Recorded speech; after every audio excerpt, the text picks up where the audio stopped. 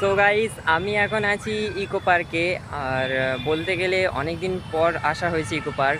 সেই last video দিয়েছিলাম তোমাদেরকে ইকো পার্কের নিয়ে, আর আজ আবার দিচ্ছি। তো অনেক দিন হয়ে গেছে ইকো পার্কে আসা হয় না, আর বলতে গেলে মনও লাগে না, কারণ আজ আসলাম। ঠিক আছে, প্রথমত প্রচুর কাপল, ঠিক আছে, প্রচুর কাপল। আর এখন তো বলতে গেলে ইকো পার্ক মানে কাপলদের জায়গা, সিম্পল মানুষদের জায়গা না।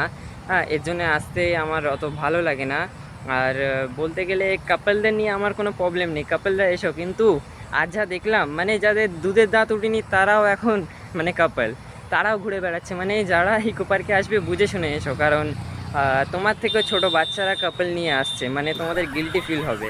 তো কি বলবো, দেখে শুনে এসো, খুব ভেবেচিন্তে এসো, কারণ পরে না গিল্টি ফিল করো এসে দেখে।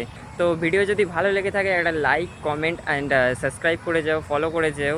তো টাটা।